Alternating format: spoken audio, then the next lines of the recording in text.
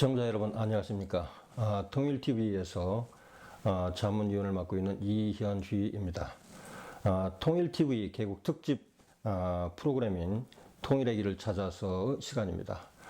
오늘도 이곳 그 조지아주 어거스타에 있는 박한식 교수님 자택을 방문해서 박 교수님의 말씀을 듣는 시간을 마련했는데요. 오늘 그 박 교수님 말씀을 나눌 주제는 북한 붕괴론에 관한 겁니다. 북한 붕괴론의 허상과 실상에 관한 주제입니다. 교수님 오늘 바쁘신데 또 시간 내주셔서 감사합니다. 고맙습니다. 예. 그 북한 붕괴론은 이미 상당히 오래된 그 주제죠. 또 교수님께서도 이미 책자나 또는 그 신문 매체를 통해서 여러 차례 또 말씀을 해주신 주제이기도 합니다. 그럼에도 불구하고 우리 사회에서 또는 국제사회에서 북한 붕괴론은 시들지 않고 오히려 더욱더 맹위를 떨치고 있는 그런 모습을 보이는 듯합니다. 우리 모두 잘 알고 있는 것처럼 냉전이 종식되자 동구 사회주의 여러 국가들이 연달아서 붕괴되었습니다. 그런 모습을 보면서 한국에서 많은 지식인들 또는 많은 사람들은 북한도 곧 붕괴될 거라는 그런 그 믿음을 갖게 됐습니다. 또 한때는 이른바 북한에서 그 경제가 굉장히 어려운 그런 시간이 있었죠. 이른바 고난의 행군 시대라고 보통 이야기를 하는데 그런 경제적으로 굉장히 궁핍한 그런 시대에 처하자 북한이 이내 붕괴되리라는 그러한 그 믿음을 갖게 됐습니다. 더욱 문제가 되는 것은 그러한 북한 붕괴론에 입각해서 실제 한국 정부나 또는 미국 정부에서 정책을 입안했다는 사실입니다. 그러나 그 정책들은 지금까지 모두 실패했습니다. 그럼에도 불구하고 북한 붕괴론은 여전히 건재한 그런 상황인 것 같습니다. 그래서 박한식 교수님께서도 북한 붕괴론의 문제점에 관해서 이미 여러 차례 말씀해 주셨지만 오늘 특별히 통일TV에서 북한 붕괴론에 관해서 박한식 교수님의 입체적인 견해를 듣는 그런 시간을 마련하였습니다. 교수님, 그 북한 붕괴론에 관해서 교수님께서도 이미 여러 매체를 통해서 많이 말씀을 해주셨는데요. 네. 제가 방금 말씀드린 것처럼 여전히 그 북한 붕괴론은 건재한 그런 상태에 있습니다. 이처럼 그런 수많은 비판을 받고 또 현실적으로 검증이 반복적으로 됐는데도 불구하고 여전히 건재한 그런 이유 또는 어떤 까닭 같은 것은 어디에서 찾아볼 수 있을까요? 북한 붕괴론의 상황은 좀 복잡한 것 같아요. 유럽이나 제3 국가들, 아프리카나 중동이나 이런 국가들은 북한이 그렇게 쉽게 붕괴하지 않으리라고 생각하는 나라도 또 학자들도 많습니다. 다만 우리는 미국과 대한민국에서는 북한이 곧 붕괴될 거라 하는 이런 생각을 가진 분들이 많습니다. 그래서 이제 북한 붕괴론을 주장한달까 전망하는 사람들의 생각을 보면은 그 사람들의 생각은 자, 경제적으로 가난하면은 체제가 붕괴된다. 이 단순히 이렇게 생각을 했습니다. 그래서 고난의 행군 시기 말하자면 1990년대 중반에 굉장히 어려웠습니다. 제가 북한을 많이 다녔는데 1990년대 중반에는 1년에 2번, 3번도 갔습니다. 그런데 이제 경제가 어려우면 곤란하죠. 사람들이 굶고 영양실조 쪼고 병에 시달리고 많이 그렇습니다. 그러나 붕괴되지 않습니다. 왜 않느냐? 경제의 어려움이 체제의 정통성 위기로 연결되지 않아서 그렇습니다. 한 체제가 체제의 정통성 문제가 있으면은 붕괴 가능성이 항상 있습니다.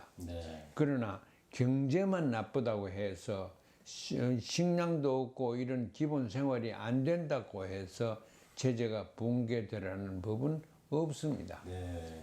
그래서 왜냐하면 북한 같은 곳은 체제의 정통성을 경제나 물질적인 풍요에 절대 두지 않습니다.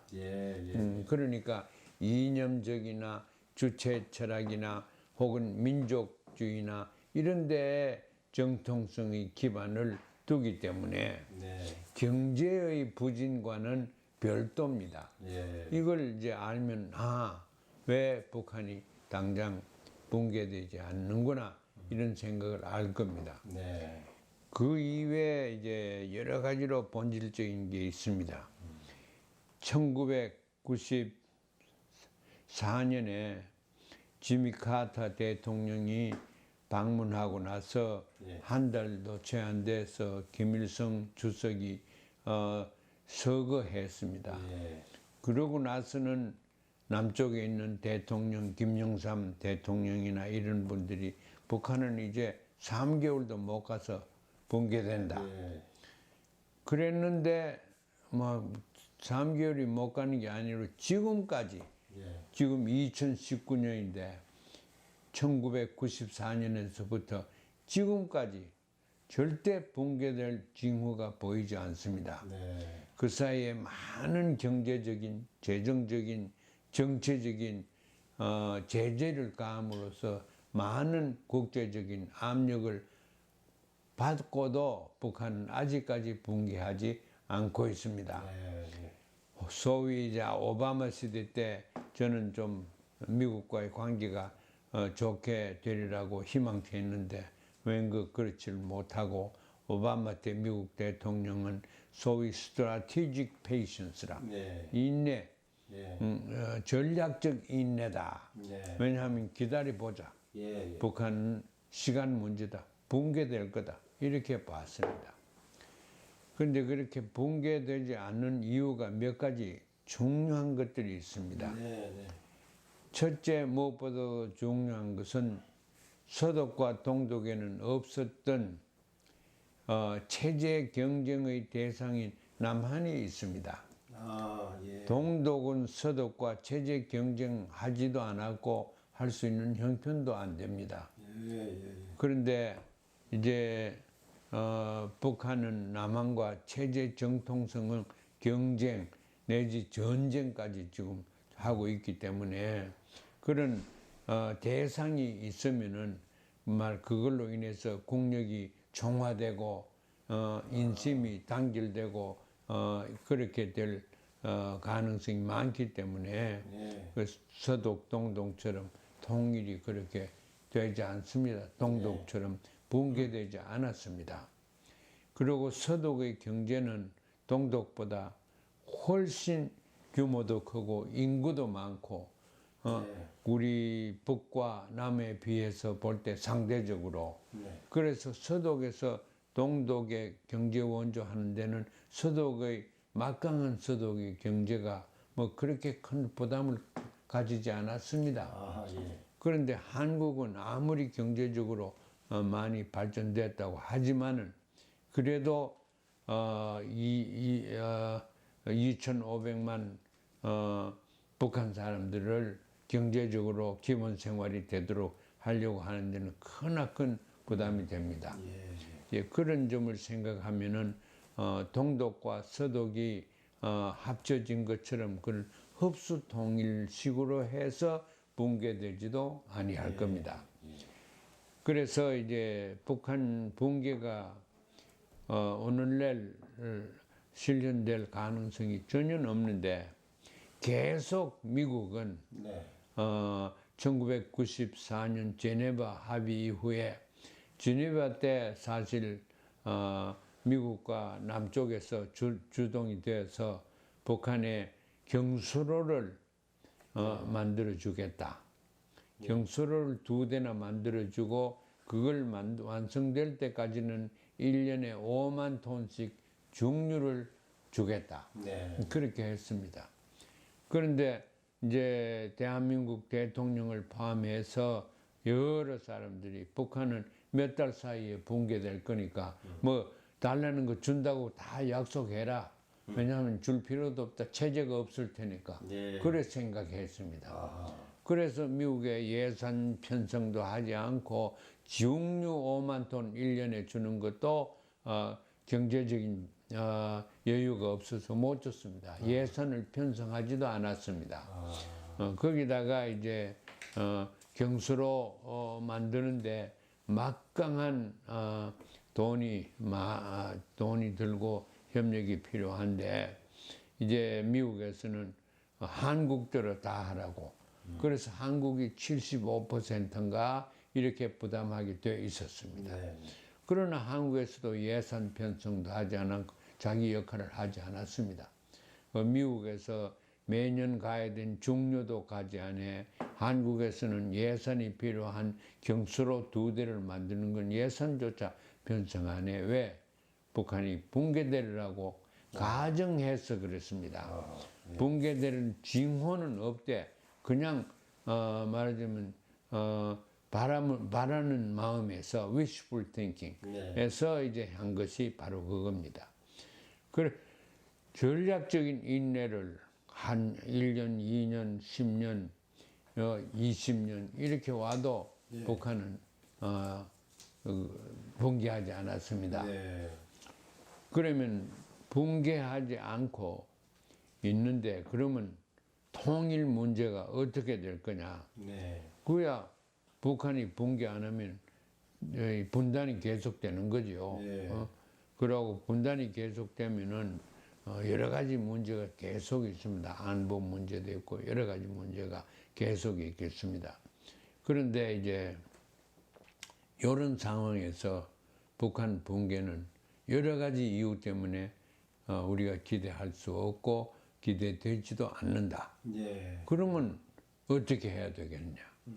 그러면 무력 전쟁으로 가서 참 월남에서처럼 한편에서 군사적으로 우세해서 다 축출해버리고 남한에서 북한 또 미국에서 북한을 잿더미로 만드는 그런 방법이 있겠어요. 예. 그러나 그런 방법을 한다는 것은 남북, 더구나 남쪽에 수백만의 희생이 됩니다. 네.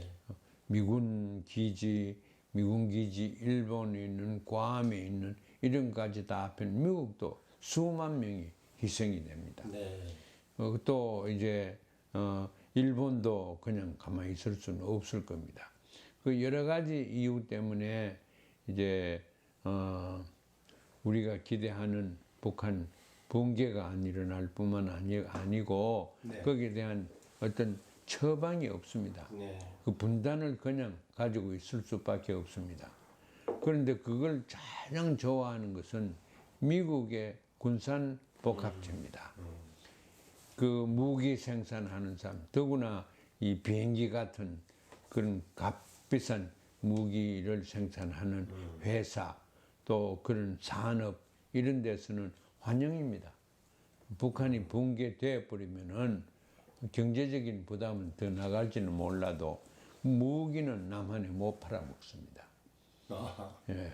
그래서 남한에 무기를 팔아먹는 게 얼마나 중요한지 모릅니다. 미국을 움직이는 것은 경제적으로나 정책적으로나 군산복합체가 움직인다고 해도 과반이 아닙니다. 예. 그래서 그러한 상황에서 한국은 계속 심부름만 하면서 돈 벌여가지고는 무기 사는데 다 쓰고 그렇죠? 예. 그런데 이제 남북 정상이 2번씩이나 만나고 또 만난다. 이제 관계를 좋게 하자. 군사 대결을 이제 없애자. 예. 절대 침략하는 건 이렇게 2분이 정상들이 합의를 했지 않습니까? 여기에 대해서 미국은 상당히 조마조마하게 생각합니다. 미국 무기 시장이 없어질 수도 있습니다. 대한민국이 무기를 산다는 것은 북한을 견제하기 위해서만은 아닙니다. 오히려 중국이 더 중요한 변수입니다. 그래서 중국을 견제하는 것이 미국으로서는 절대 필요한데 그걸 견제하기 위해서는 군사적으로 대한민국에 미군이 계속 주둔되어 있고 또 한국군과 안보 관계의 동맹 관계에 있으니까 거기에서 합동 훈련도 하고 무기도 계속 수입하고 하길 바라는 것입니다. 그래서 우리는 정확하게는 그 누구도 모르지만은 대한민국에도 뭐 모종의 군산 산업이 있고 부패가 있고 부정이 만연합니다. 그래서 이제 그러한 상황인데 그게 쉽게 변하지 않을 겁니다. 그래서 이제 이 남쪽의 대미 정책이 대북 정책과 밀접한 관계를 가지고 있습니다. 우리가 바라기는 남북 간에 좀 더 평화의 무드가 생기고 또 대화 같은 거, 교류 같은 거 이런 것이 잘 돼야 되겠는데 최근에 와서는 남북 그 개성에 연락사무소를 만들어 놨다가 다 철거했다가 또 왔다가 어떻게 돼 가는지 지금 모르겠습니다. 이 시각에. 그래, 그러한 상황이 있는데 이제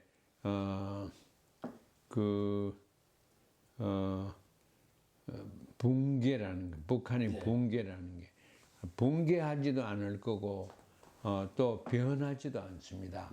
많은 사람들은 북한 붕괴하는 그 길이 눈에 보이는데 그것은 자본주의화가 된다.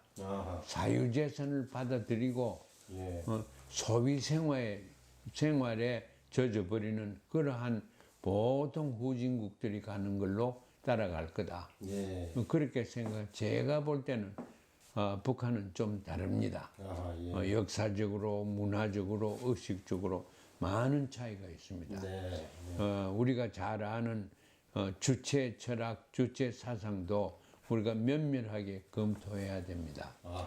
주체 사상은 자기 나름대로 자기 체제에 대해서 긍지를 느끼도록 만드는 그런 사상입니다. 그러면은 이제 그 체제가 붕괴되지 않습니다. 동독 자체로 긍지를 느낄 때가 없었습니다. 서독은 경제가 굉장히 부유했죠.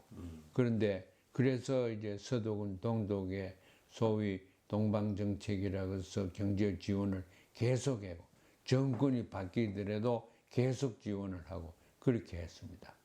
그 우리나라는 요새 혹자들은 북한이 변하고 있다. 북한이 자본주의화되고 있다. 고 하는데 저는 북한을 잘 압니다. 절대 자본주의화 되지 않을 겁니다. 그 자본주의화 되는데 인력을 하는 사람들은 다 제거되었습니다. 예를 들어서 장성택 같은 사람, 이 제거된 것이 그 체제에서 근본적인 위협을 느껴서 그랬습니다. 그래서 그 어느 누구도 북한 체제 안에서 붕괴가 되도록 그런 운동이 일어나지 않습니다. 그 붕괴하는데 소위 밀리터리 쿠데타, 군부 쿠데타에서 붕괴되는 것이 또 후진국에 흔히 볼 수 있는데 북한은 군부 쿠데타가 절대 일어날 수 없습니다. 그건 제가 단언합니다. 소위 선군 정치라고 해서 군과 민 사이가 밀접하게 부착되어 있고 또 선군 정치라고 해서 군이 인심을 배반하지 않습니다. 군이 인간과 민간의 경제 생활에 적극 뛰어들어서 하는 것이 또 민간을 돕는 것이 오히려 선군 정치의 참 모습입니다. 그래서 선군 정치나 이런 걸 볼 때에 민중 봉기가 일어난다 혹은 군사 쿠데타가 일어난다 하는 걸 상상할 수가 없습니다. 민중 봉기가 일어나려고 하면 일반적으로 시민사회가 있어야 됩니다. 그리고 시민사회, 반정부 시민사회가 있어야 되는데 북한은 시민사회도 없습니다. 또 그걸 권장하지도 않고 바라지도 않고 그러니까 질적으로 완전한 다른 정치제도 사회가 북한인데 거기에서 민중봉기가 일어난다 군사 쿠데타가 일어난다 하는 거는 상상하기가 어렵습니다. 네. 그래서 북한 붕괴가 잘 안 됩니다. 예. 그 교수님 저 말씀 그 서두에서 북한 붕괴론에 관한 질문을 드리니까 이게 좀 복잡한 것 같다. 세상의 모든 나라들이 북한 붕괴론을 그 주장하고 있는 것은 아닌 것 같다. 북한 붕괴론을 주장하지 않는 그런 나라도 많다.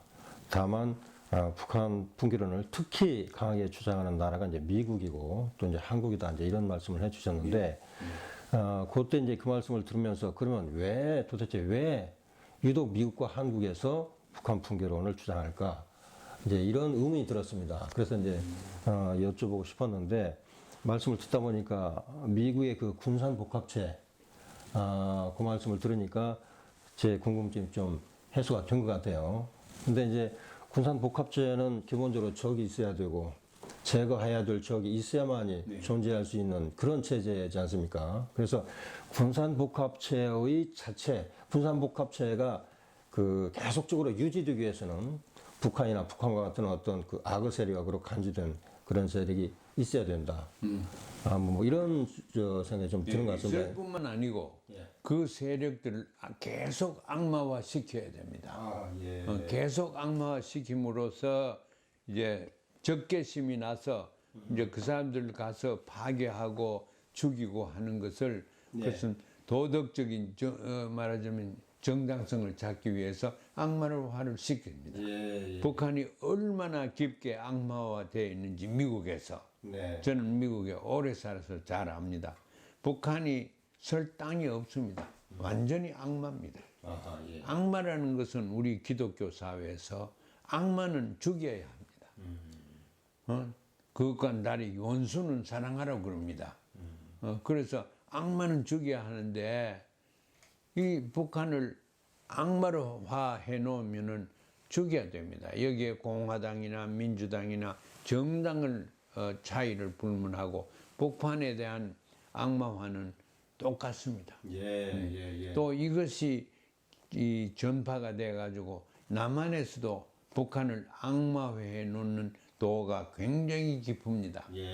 그래서 남한에서도 볼 때 북한하고는 타협하고 이럴 게 아니고 죽여야 된다. 그런 생각입니다.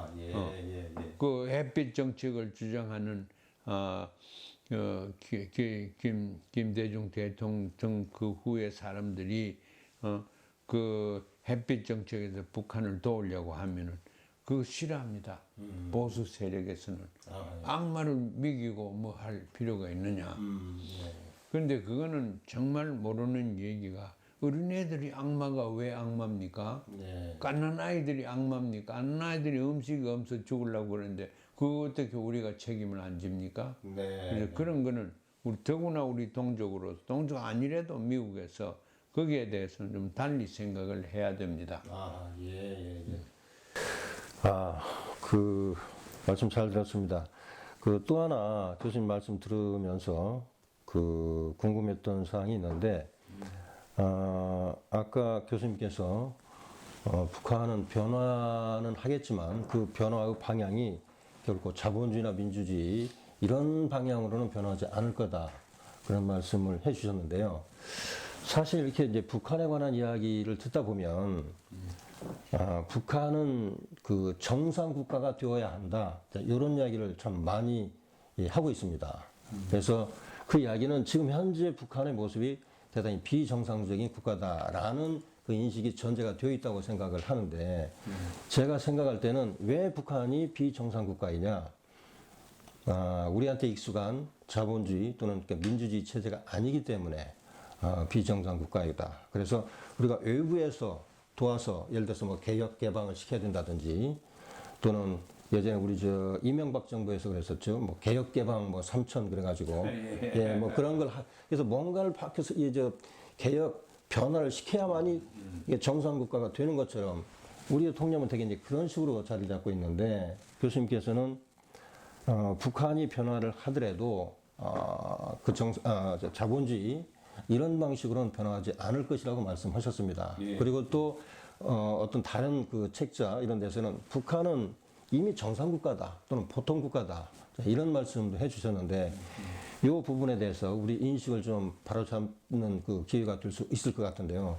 이 부분에 대해서 좀 말씀을 좀 해주시죠. 근데 북한과 같은 나라가 사유재산, 자본주의, 시장경제 이런 걸 받아들여서 그걸 소위 발전이라고 그래서 그렇게 기대하는 것은 편견입니다. 편견입니다. 그런 나라들이 있기는 하죠. 그러나 모든 나라들이 그런 식으로 그런 편견에 맞추어서 발전되지 않습니다. 이제 북한이 보통 나라가 아니고 특별한 나라다. 그렇게 하면서 이 궤변을 가지고 북한을 악마화시킨 것을 정당화시키는데 북한이 보통 나라다 하는 것을 저는 제 책에서도 그렇고 많이 논란을 합니다. 보통 나라는 보통 나라가 원하는 정치의 목적과 수단 방법이 있습니다. 보통 나라가 원하는 정치의 목적은 보통 세 가지로 볼 수 있습니다. 국가의 정체성, 그게 있어야 됩니다. 그걸 확립을 합니다. 무엇으로서 확립하나 정치 이념으로서 확립합니다. 그 정체성을 북한에도 확립하고 있고 확립 대부분 되었습니다. 그건 이제 주체사상 혹은 김일성 사상에 의해서 정체성은 확립되었습니다. 정체성은 누가 왜 어떻게 다스리냐 그걸 설명해 주는 것이 정치 이념이고 또 정체성입니다. 자, 그게 이제 제일 중요하고 정체성이 되면은 그 다음엔 어느 나라든지 나를 지켜야 합니다. 외부로부터의 혹은 내부로부터도 지켜야 합니다.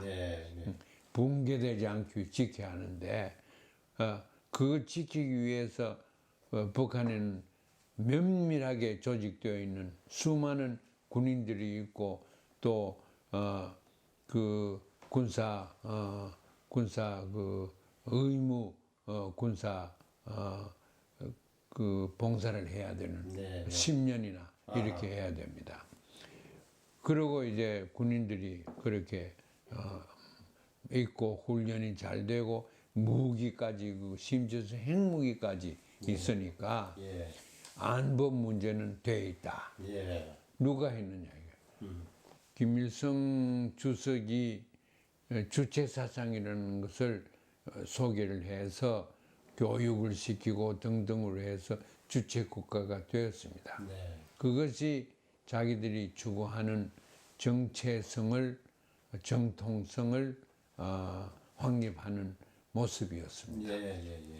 그 다음에는 안보가 있어야 되는데 안보는 선군 정치라 또 등등으로 해서 두째 지도자 김정일 위원장이 그걸 만들었습니다. 그러니까 이제 선군 정치는 군과 인민이 합해서 협조해서 나라의 경제를 살려간다. 식량을 생산한다. 북한에 가면은 이 논밭에 농번기에 전 100% 군인들입니다. 군복을 논가에 밭가에 이렇게 재놓고 군인들이 다 일을 합니다. 그러면은 인민들이 그 국민들이 군에 대해서 존경심이 생기고 거부감이 생기지 않습니다. 그 가운데서 이제 안보가 형성됩니다. 북한에는 모든 사람들이 총만 가지면 군인입니다. 훈련이 그렇게 되어 있기 때문에. 그래서 이제 자기 동네, 자기 집에 가서 다 이제 가족을 보호하고 방위하게 되어 있습니다. 면밀하게 전국 전체가 이 안보 내지 그 외부로부터의 공격을 방지하고 예방할 수 있는 그런 준비가 되어 있습니다. 그러고 나서 자 정체성이 생겼다. 이념적으로 또 군사적으로 선군 정치. 성군 정치 군사적으로 안보가 확립되었다. 네, 네. 그러면은 어느 나라든지 나가는 방향이 경제 건설입니다. 예. 경제 건설. 그게 이제 이 판에 박혀 있는 정치의 발전, 정치 경제의 발전입니다. 예. 정통성 만들고 안보, 그다음 경제 번영. 예. 그 경제는 지금 지도자인 김정은 위원장이 맡았습니다. 예. 예. 모든 수단을 해서 경제를 살려보겠다고 하는 것이 지금 현 체제의 숙제고 또 목적입니다. 어느 정도 이제 국제 제재가 좀 완화되고 이러면은 상당한 차원에서 경제의 어려움을 벗어날 겁니다. 예. 그러면 보통 나라가 하는 큰 정치적인 목적 세 가지를 그대로 따라가 지금 하고 있습니다. 아하. 그 왜 보통 국가가 아닙니까? 아하. 예. 특별 국가가 아닙니다. 예. 보통 국가입니다. 그걸 보통 국가라는 것을 우리 상식적으로 이해를 하고 또 과학적인 정보를 가지고 있어야 됩니다. 예. 그 말씀을 듣고 보니까 북한도 그 건국 이후 김일성 주석을 통해서 그 정체성을 주체 사상을 통해서 그 확보를 하고 확립을 하고 그 다음에 김정일 대에서 이제 그 선군 사상 그 다음에 지금 김정은 위원장에서 경제 발전을 추구하고 있다. 이건 역사적으로 보면 어느 국가나 걷게 되는 대단히 전형적인 그런 노선이다. 그렇게 본다면 북한은 비정상 국가가 아니라 오히려 정상 국가다. 또는 어떤 전형적인 국가다. 이제 이렇게 좀 볼 수 있겠다는 좀 말씀이시죠? 네, 그렇습니다. 네. 그럼에도 불구하고 이 북한 붕괴론 또는 북한을 악마화시키는 이러한 그 인식이 끊이지 않는 것은 북한 체제 그 자체의 문제라기보다는 우리가 그 내면적으로 가지고 있는 북한을 바라보는 어떤 그 안경, 어떤 시각 이런 데에서도 큰 문제가 있을 수 있겠다 하는 그런 생각이 드는 거군요. 그래서 그런 인식 체계로부터 끊임없이 이제 구성해내는 현실과 동떨어져 있지만 그럼에도 불구하고 끊임없이 구성해내는 그런 측면도 있겠다 하는 생각이 듭니다. 교수님 생각은 어떠세요? 그건 이제 우리 한국 남쪽에서 근본적으로 내재하고 있는 불안 때문에 그렇습니다. 북한을 악마화시키고 북한은 파괴돼야 되고 또 군사력을 가지고 파괴시키려고 하는 정책과 그런 의도가 없으면은 불안합니다. 불안을 느낍니다. 모든 불안은 군사의 역량에 갖다 맡기는 것이 미국도 지금 그렇고 한국도 그렇게 되어 있습니다. 그런데 지금 생각하는 안보는 군인이 해결해 주지 못합니다. 안보라는 것은 물론 사이버 안보도 있습니다. 그건 군인들이 맡아가 하는 게 아닙니다. 그래, 안보 또 안보에는 경제적인 혹은 분배의 정의가 잘 돼서 국민들이 지지를 받지 못하면 안보가 없습니다. 그래서 그것도 거기에 대한 공포가 있고 일정한 공포가 있을 때에 적을 더욱 악마화시키는 경향이 있습니다. 그렇게 보면은 북한이 악마가 됨으로써 미국의 정책에 도움을 주는 그런 상황으로 벌어지고 있습니다. 그러니까 교수님 말씀을 들으니까 북한 자체, 북한 정치 체제의 북한 정치 체제가 그 악마라기보다는 아까 군산 복합체랄지 미국 그 정치 체제 내부에서 오히려 악마라는 그 이미지가 오히려 더 필요하고 그런 이미지를 그 구성해내서 자체 어떤 그 군산 복합체랄지 이런 체제를 정당화시키는 그런 부분이 크다고 볼 수 있겠군요. 네, 그렇습니다. 이제 이 미국도 지금 현재 민주당과 공화당 다널드 트럼프가 대통령입니다만은 예. 민주당도 마찬가지입니다. 예. 북한을 악마적으로 보는 것은 정권과 정당과 관계없이 누구라도 미국의 이 여론은 예. 북한에 대해서 그렇게 되어 있습니다. 아, 이것이 굉장히 중요한 것입니다. 예. 이것을 중화시키고 좀 어느 정도 변화시키기 위해서는 대한민국의 역할이 굉장히 큽니다. 아, 중이 제 머리 못 갖는다고 북한이 미국 사람들이 가지고 있는 자기에 대한 악마 그 개념을 중성화 시킬 수가 없습니다. 아, 한국이 그걸 해 줬으면 좋겠는데 네. 오히려 돌아서가 북한의 핵무기는 대한민국에서 어떻게 할 수가 없습니다. 네. 미국을 겨냥해서 핵을 만들었고 또 미국을 겨냥해서 핵을 사용할 가능성은 있습니다만은 대한민국 동족을 겨냥해서 절대 핵을 사용하지 못할 겁니다. 아, 예. 지금 한국에서 북한을 그 악마화시킨다든지 또는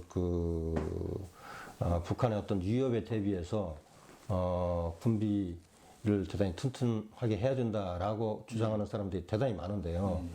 그 사람들은 거의 공통적으로 북한이 가진 핵이 남한의 그 위협이 된다고 생각하기 때문에 이제 그런 생각을 가지고 그런 주장을 많이 합니다. 그런데 지금 방금 교수님께서는 북한이 남한은 한 민족이기 때문에 핵을 사용할 가능성이 거의 없다고 말씀을 해주셨는데 이 부분 남한에서 굉장히 그 생소한 그런 그 어떤 주장인 것 같습니다. 그래서 이 부분에 대해서 조금 더 구체적으로 말씀 좀 해주시겠습니까? 예, 지금 많은 사람들이 궁금하게 생각하는 것은 김정은이가 진짜 북한을 장악하고 있느냐?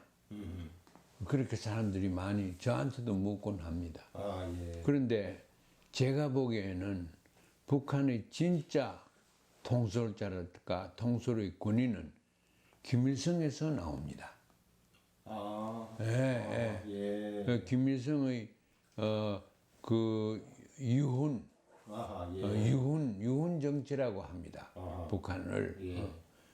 그래서 이제 그런 식으로 본다고 하면은 북한의 영도자는 몸은 죽었지만은 영혼이 살아 있습니다. 예. 그 역할을 아주 보여줍니다. 지금 제가 평양 여러 번 가서 궁금하게 생각하는 것은 그 사람들이 매일 뭘 읽고 있는가 예. 이걸 생각합니다. 아, 이 미국도 마찬가지지만은 이 비슷한 인력이 있습니다. 아. 이래 하면 그날 하루하루씩 이렇게 나오는 인력이 있지 않습니까? 예. 그 인력에 매일 넘는가 보면은 그날에 빡빡하게 쓰여 있습니다. 이걸 우리는 미국에서는 어포인트 북이라 그래가지고 여기에 공백이 있으면 오늘 뭐다 뭐 이렇게 약속을 써놓는데 쓸 자리가 없이 빡빡하게 써놨는데 뭘 가서 놨느냐? 주로 김일성 유훈을 써놨습니다. 그 유훈을 그날 계절도 맞고 농번기에 다 맞는 유훈을 교실을 김일성 혹은 요새는 김정일까지 예. 이 유훈이 나옵니다. 아. 그러면 매일 아침에 가서 그걸 익히고 오늘은 여기 조심해야 되겠구나. 이걸 해야 되겠구나. 그래서 일주일에 한 번씩 또 회의를 해서 반성회를 합니다. 우리가 유훈에 맞게 살았느냐. 예. 그걸 반성을 하고 그렇게 합니다. 예. 그러니까 북한 체제가 누구 강력에 의해서 통치에 의해서 통치되는 보다도 유훈 훈시에 대해서 의해서 북한이 통치되고 있다. 이렇게 보면 틀림없습니다. 예. 예. 그런데 그 유훈에서요, 혹시 북한이, 핵을 가진 북한이 남한을 치지 않을 거다라고 하는 그 메시지 같은 걸 찾아볼 수 있습니까? 예. 그래, 그거는 상식에서 찾을 수 있습니다. 아하. 북한이 남한을 때리는데 핵무기가 필요 없습니다. 예. 그러고 핵무기를 사용한 북한도 바람이 불어서 갑니다. 그 여파가. 그래서 그 군사력으로 말하면은 서울에 2,500만이 사는데 그게 대포만 몇 개 넣으면 불바다가 됩니다. 자기들 전략이 다 있습니다. 네. 그래서 핵무기를 사용할 필요 없고 남한을 견제하고 공격하기 위해서 핵무기를 만든 것은 절대 아니다 하는 것을 이제 김일성 유훈에 의해서 훈시를 그렇게 했습니다. 조선반도 전체가 비핵화돼야 된다. 그러나 그 비핵화되기 전에 어느 누구도 우리를 핵으로 공격할 수 없게 우리가 핵무기를 가져야 된다. 우리가 핵무기를 가지고 나면은 당장 그 비핵화를 해야 된다. 그러니까 이제 전문가들도 북쪽에 비핵화할 거다. 왜냐하면 김일성 유훈이 그렇게 되어 있으니까 따라갈 거다. 사실이죠. 따라가고 지금도 따라가고 있습니다. 그러니까 김일성 그 유훈 속에서 남한과 북한은 한 민족이기 때문에 핵무기를 통해서 남한을 쳐서는 안 된다. 그러니까 이런 메시지를 유추할 수 있는 그런 내용이 담겨 있다고 저 이해해도 되겠습니까? 지금 말씀한 그거는 그 사람이 이 북한 사람이 얘기하지도 않았고 할 필요도 없어요. 물론 개인적으로는 그런 얘기 저도 많이 들었습니다만은 핵무기를 남한을 겨냥해가지고 할 것 같으면은 벌써 했지요. 적어도 전략적인 그 핵 단두는 사용할 수 있었죠. 그렇게 지금까지도 안 했고 앞으로도 민족을 파괴하기 위해서 할 수가 없고 하면은 이념적으로 가치관적으로 민족주의에 어긋납니다. 그래서 체제 정통성 유지하는데도 오히려 차질이 갈 겁니다. 그 유훈 정치라고는 그 개념이 우리가 굉장히 좀 이야기를 많이 들었는데 북한에서 그 유훈 정치를 철저하게 실천하고 더군다나 아까 교수님께서는 그 인력이라고 그러셨죠. 인력에서 거의 매일 김일성의 이야기를 이렇게 듣는다라고 하는 것은 거의 그 종교적인 공동체처럼 이렇게 느껴지거든요. 그래서 이 유훈 정치를 그 종교적인 신앙처럼 이렇게 따르는 그러한 뭐라고 할까요? 그 메커니즘이 굉장히 좀 생소하기도 한데 이 유훈 정치 이 개념에 대해서 좀 더 구체적으로 좀 말씀을 해주시겠습니까? 네, 그걸 얘기하기 위해서는 북한의 종교성을 얘기를 해야 됩니다.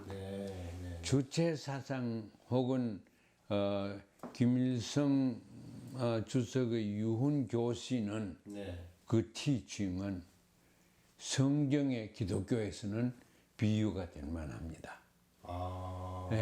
그 절대적인 권위를 가지고 있습니다. 그래서 이제 종교적으로 또 비유해서 보면은 김일성 주석이 교주입니다. 그 교주고 말하자면 예수님처럼 한 그런 존재입니다. 그래서 예수님이 탄생하셨다고 생각하는 2019년 얼마 전에 그게 원년 압니까? 원년. 서기 원년입니다. 북한의 원년이 지금 노동신문 받아보십시오. 오늘 108년입니다. 주체 108년. 김일성 탄생 1912년부터 지금 108년째입니다. 그러니까 종교성을 충분히 가지고 있죠. 김일성 교시가 참 성서의 교시에 비교될 만한 그러한 힘을 가지고 있습니다. 그러면은 우리는 보통 이제 북한을 그 정치 공동체, 정치 체제 이제 이런 식으로들 이야기를 하는데 물론 그런 부분이 있죠. 그런데 지금 교수님 말씀 들어보니까 그 정치체는 굉장히 또 종교적인 그런 성격도 띠고 있다. 그래서 이 굉장히 그 온갖 그 물질적으로 이렇게 어려운 그런 측면이 있더라도 그 종교적인 그런 그 신념, 종교가 유사한 그런 신념 체계로 굉장히 그 단합하는 이런 측면도 있기 때문에 북한 붕괴가 대단히 어려운 그런 측면도 있을 수 있겠다는 생각이 드는군요. 예, 그건 뭐 학자들마다 견해들이 있겠지만 예, 제가 볼 때는 북한은 하나의 종교 집단의 성격을 가지고 있습니다. 아, 예, 예, 그래서 제가 평양 가서 호텔이나 이런 데 가든가 하면은 텔레비전도 구경하고 또 노래하는 데도 가보고 하면은 제가 기독교인으로서 볼 때 교회에 가면 성경이 있고 네, 찬송가가 있고 또 찬송 노래를 부릅니다. 네, 네, 그리고 새 찬송도 나오고 그렇습니다. 그런데 북한에 가면은 성경은 김일성 유훈 교수인 것이 성경입니다. 그리고 찬송은 거기에 부르는 수령 장군님 김정일 훌륭하게 이렇게 떠받드는 그런 음악 이런 것들이 무수히 있습니다. 그걸 저는 일명 찬송가라 합니다. 북한의 북한 찬송가. 주체교의 찬송가입니다. 아, 주체교. 예, 주체교죠. 그래서 주체 철학은 철저하게 종교성을 가지고 있는 철학입니다. 아, 예, 예. 그래서 그 고난의 행군 시절 같은 경제적으로 굉장히 어려운 그럼 그런 시기에서도 북한이 건재할 수 있었던 비결 중에 하나를 이런 측면에서도 찾아볼 수 있겠군요. 그렇습니다. 뿐만 아니고 북한이 붕괴 안 된다 하는 것을 하나의 종교 집단으로 볼 때 종교 집단은 그렇게 붕괴 쉽게 되지 않습니다. 탄압을 주면 줄수록 더 단결되는 것이 종교 박해입니다. 그런 걸 생각하면은 북한의 그 주체 종교 소위 주체 종교를 우리가 탄압하든가 혹은 북한 당국이 탄압하든가 하면은 그 신념 체계가 더 공고하게 된다고 볼 수 있습니다. 그래서 지금 작년에 교수님께서 출간하신 선을 넘어 생각한다 이 책이요. 이 책에서 굉장히 한국에서 많은 독자들이 뜨거운 반응을 보여주셨는데 이 책에서도 제 1장에서 북한 붕괴론을 다루셨지 않습니까? 그 중에서 압박과 인내는 모두 답이 아니다. 이런 그 소제목으로 이제 말씀해 주셨는데 지금도 말씀 듣고 보니까 북한은 이런 종교적인 이런 성격을 띠고 있고 그러기 때문에 외부에서 어떤 뭐 경제적인 제재를 간다든지 또는 어떤 압박을 한다든지 압박을 또 해야 된다는 지금 현재 굉장히 오랫동안 주로 이제 미국을 중심으로 해서 그런 정책이 계속 이루어지고 있는데 지금도 이루어지고 있고 그걸 통해서는 북한이 붕괴되지 않는다. 그런 말씀인 것 같은데요. 예, 그걸 통해서도 붕괴 안 될 뿐만 아니라 그게 다 없어가 원조가 들어갔다고 합시다. 그러면은 자본주의 사유화 이렇게 돼서 붕괴될 거냐? 절대는 그렇다고 생각하지 않습니다. 그러니까 제재를 가해도 붕괴 안 되고 제재를 가하지 않아도 더욱이나 붕괴 안 될 거라고 저는 생각합니다. 교수님 굉장히 그 역설적인 말씀인 것 같습니다. 북한은 그 경제 제재를 해도 붕괴되지 않고 또 경제적 지원을 해줘도 붕괴되지 않는다는 그런 말씀을 해주셨는데요. 그래서 굉장히 역설적인 말씀인 것 같고 지금 이제 시간이 거의 다 돼서 긴 말씀을 이제 마무리를 해야 될 것 같은데요. 그렇기 때문에 그 북한 체제를 더욱더 북한의 입장에서 굉장히 치밀하게 더욱더 자세하게 이렇게 연구를 해야 될 그런 필요가 있겠다라는 그런 생각이 듭니다. 교수님. 오늘은 박한식 교수님을 모시고서 북한 붕괴론의 그 허상과 실상이라고 하는 주제로 말씀을 들어봤습니다. 북한 붕괴론은 북한 그 자체의 실상에 기초했다기보다는 보통 우리가 북한을 악마화시키는 그러한 이미지, 북한을 악마화시키는 그 사유 습성에 입각해서 구성해낸 그 이미지의 성격이 대단히 크다는 그런 느낌을 받게 됩니다. 그리고 아까 교수님께서 바로 이 부분이 굉장히 중요하다고 말씀을 해 주셨는데, 이 북한을 악마화시키는 그 사유의 습성에 관해서는 그 별도의 시간에 독립적으로 좀 시간을 마련해서 깊이 있게 말씀을 듣는 그런 시간을 갖도록 하겠습니다. 바로 이 북한을 악마화시키는 이런 사유 습성을 극복해야만이 바로 우리 한반도의 통일의 길을 열어나갈 수 있겠다는 그런 생각이 들어서 이 문제를 더욱더 깊이 있게 다루는 것이 중요하다는 그런 생각이 듭니다. 다음 시간에 그 주제를 심층적으로 다루도록 하겠습니다. 장시간 시청해 주신 시청자 여러분 감사합니다. 교수님 감사합니다. 네, 고맙습니다. 예.